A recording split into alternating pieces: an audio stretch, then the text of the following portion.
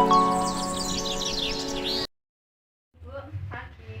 Sebelumnya perkenalkan, saya Salma Usama dari Universitas Muhammadiyah Kudus. Di sini saya akan melakukan penyuluhan kesehatan nutrisi untuk ibu hamil.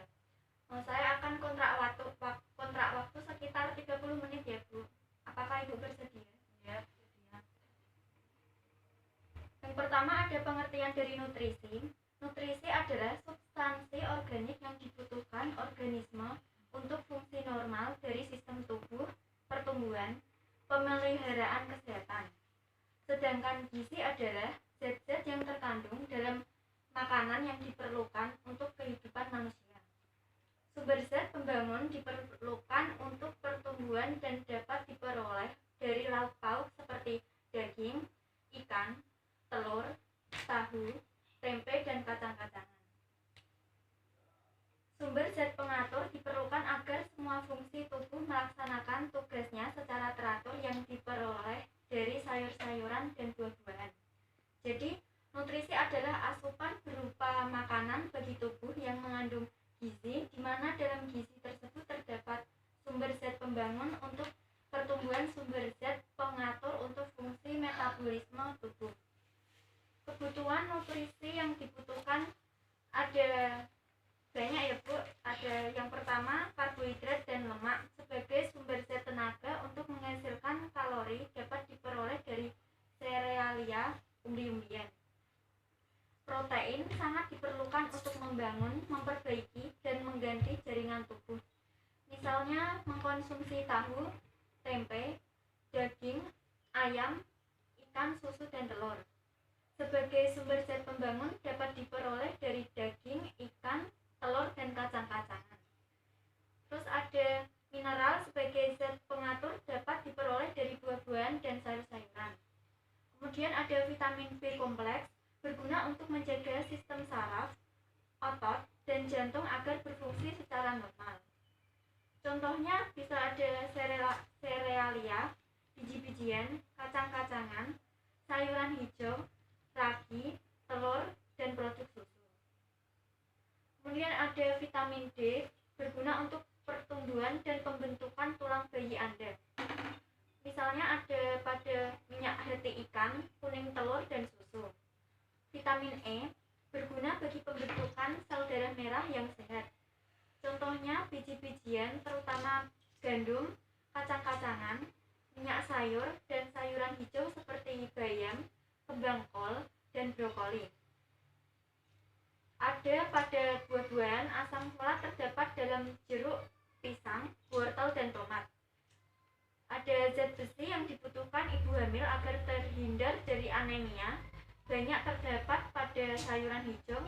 Contohnya ada pada bayam, kangkung, daun singkong, daun pepaya, daging, dan hati.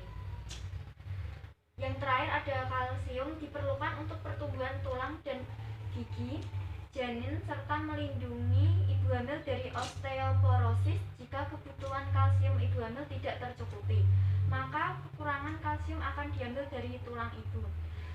Sumber kalsium yang lain adalah sayuran hijau dan kacang-kacangan.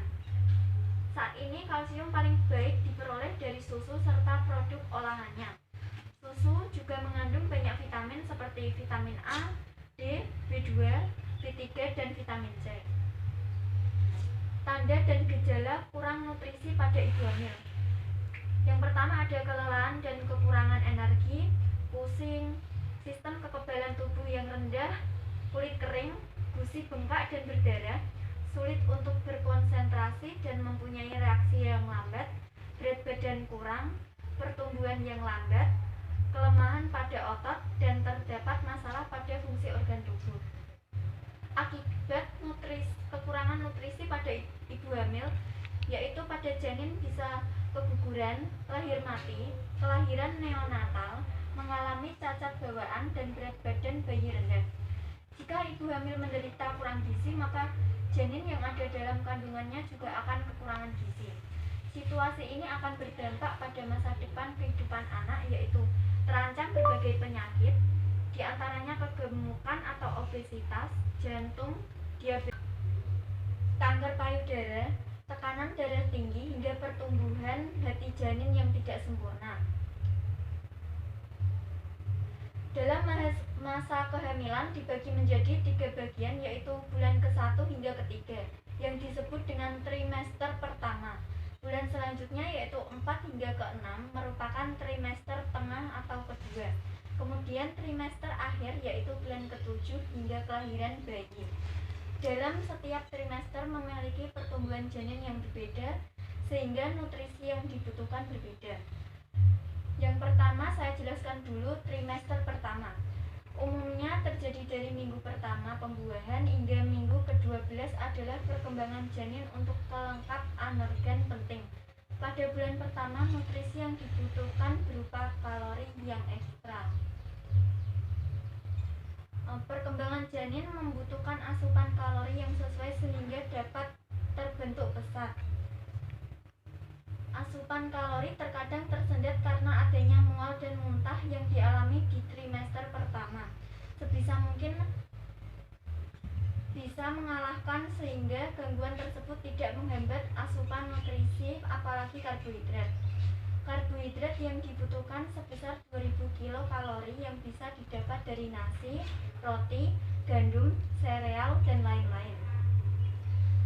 Kemudian ada kalsium dan protein. Yang kedua ada trimester kedua. Pada trimester ini memiliki kemampuan perkembangan yang semakin pesat sehingga harus diimbangi dengan asupan nutrisi pada perkembangan minggu ke-13 hingga minggu ke-14. Terjadi perkembangan tumbuh kembang organ janin yang sangat penting. Pada awal memasuki trimester kedua, asupan kalori memang masih perlu ditingkatkan mengingat banyaknya organ yang akan tersusun.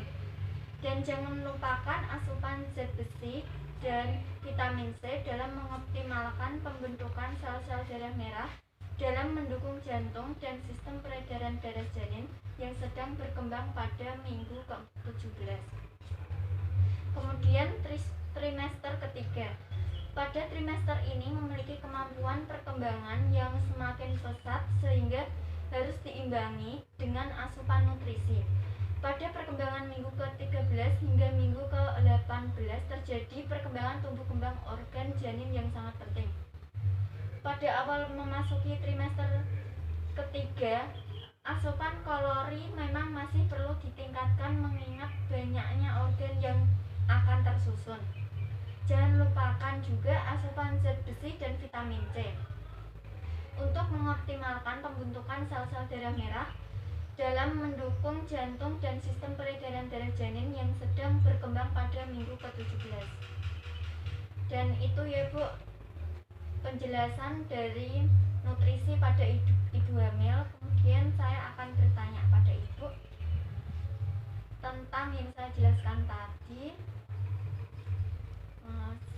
tanda dan gejala jika kekurangan nutrisi pada ibu hamil apa ya Bu? Yang saya ketahui ya tadi itu ada pusing, kelelahan dan kekurangan energi, ada kulit kering, gusi bengkak dan berdarah, berat badan berkurang, pertumbuhan yang lambat.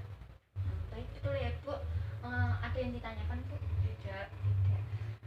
Kalau begitu terima kasih ya Bu atas waktunya. Semoga bermanfaat dan menambah pengetahuan Ibu karena Ibu sedang hamil. Terima kasih ya Bu.